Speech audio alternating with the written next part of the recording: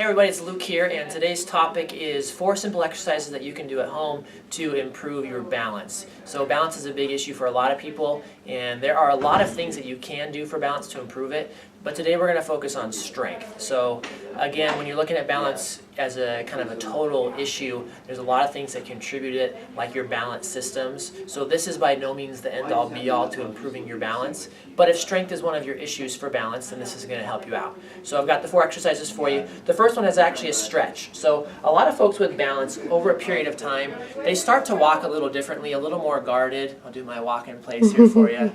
A little more guarded, a little more stiff. And over time what happens is their ankles get really tight. So when you're starting to progress and you're starting to improve your balance, one thing you can do early on very safely is to start stretching out your ankles and your calf muscles.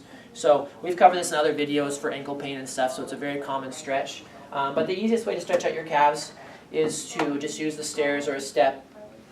Put that front leg all the way on the step, the back one about halfway off, and then you're just going to drop your heel down until you feel a nice pull in the back of your calf. Should be up high on the calf towards the back of your knee.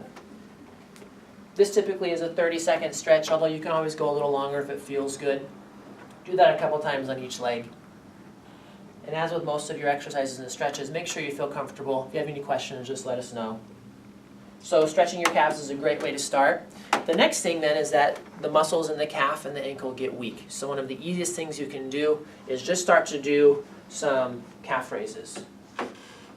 Nice beginner thing you can do, holding onto the countertop for safety if balance is a concern.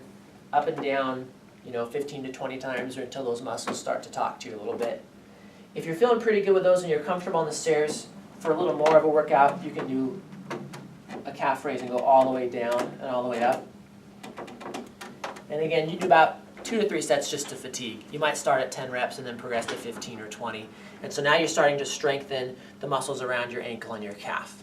Okay, another really common thing you see with balance issues when it comes to strength is a lot of weakness on the muscles on the sides of your hip. And as you're walking, these muscles are the ones that keep you in nice pelvic alignment here. So if the muscles are weak, you'll see patterns like this where you'll dip when you walk. A lot of folks at that point are using a cane or a walker because these muscles just don't hold them. Same folks are having a lot of difficulty standing on one leg. So if that sounds like you, strengthening the hips is probably something that's going to be really beneficial for you. So again, stand at the countertop, say it's in front of you like this.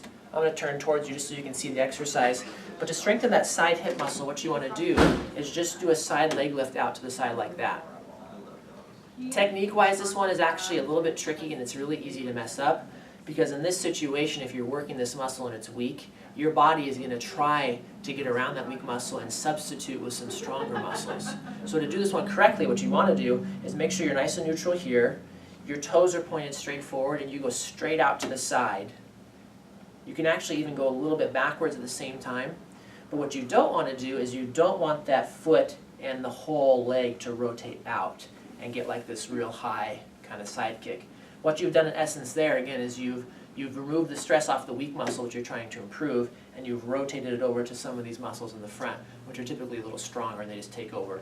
So be picky about that one if you're doing it. Also, you don't want to lean way over here and do a high leg kick. Focus on quality of movement as opposed to the total excursion of your leg.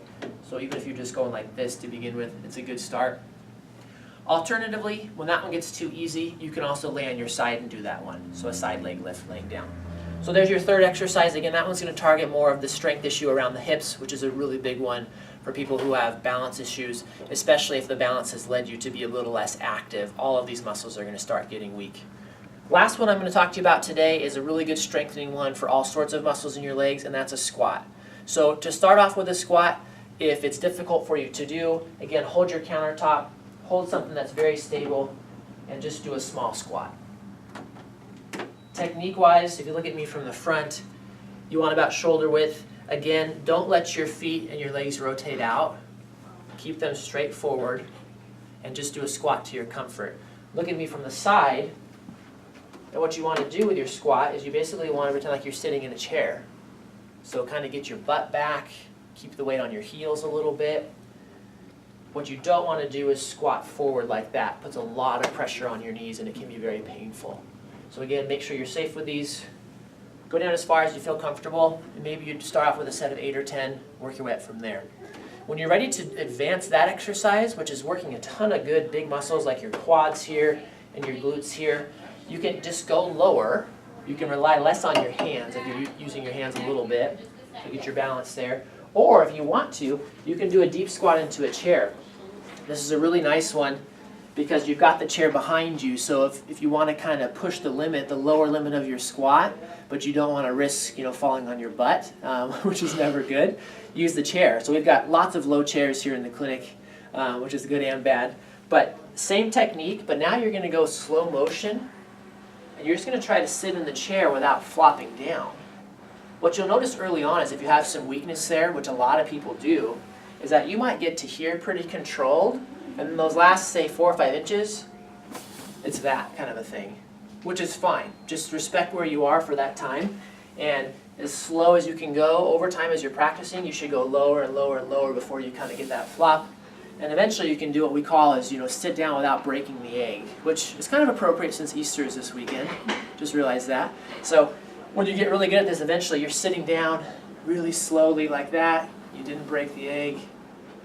You come back up. Looks easy, right? Super easy, yeah, but for someone with strength issues, it's not. So again, just figure out where you're at and do these to your tolerance. Anytime you're looking at balance, safety is always your primary concern, so make sure that you're feeling safe when you're doing these. And again, these are addressing the strength side of things. You've got a lot of other things that contribute to your balance, like your vision, your sensation, the ability for your body to sense where you are in space, and your inner ear. So this, again, isn't going to solve those problems, but other things will. So I've got other videos that talk about the 3 balance systems, the inner ear, vestibular system. Unfortunately, I'm getting winded just from doing a few squats, so I'm a little out of shape right now. But last thing I want to say today is that, this is kind of short notice, but the next Saturday, which is April 22nd, we've got a balance and fall prevention workshop coming up. We did one of these about 2 months ago as well, had really high attendance, and several folks just coming in and out of the clinic said, hey, I couldn't make it this weekend, but when you do it again, let me know. So I'm letting you know on short notice. We've got one of those coming up. Ashley's going to be helping me out, so it should be a fun Saturday morning, and we always have a good time. But again, with that workshop, you're going to learn about everything that impacts your balance. So not just strength. We're going to talk about those 3 balance systems. We'll go in depth to your inner ear and things like vertigo, and then we'll talk about some other outlying factors that can really influence your balance, because it's a huge, huge system, and it's different for everyone where their deficits and difficulties are coming from. So call the clinic if you want to have more information on that, or I'll post some information in the link here. I always post the website, email address, and phone number. So I hope that stuff helps you. If you have a friend who you want to pass it along to, that's great too, and hope you enjoyed. Thanks for watching.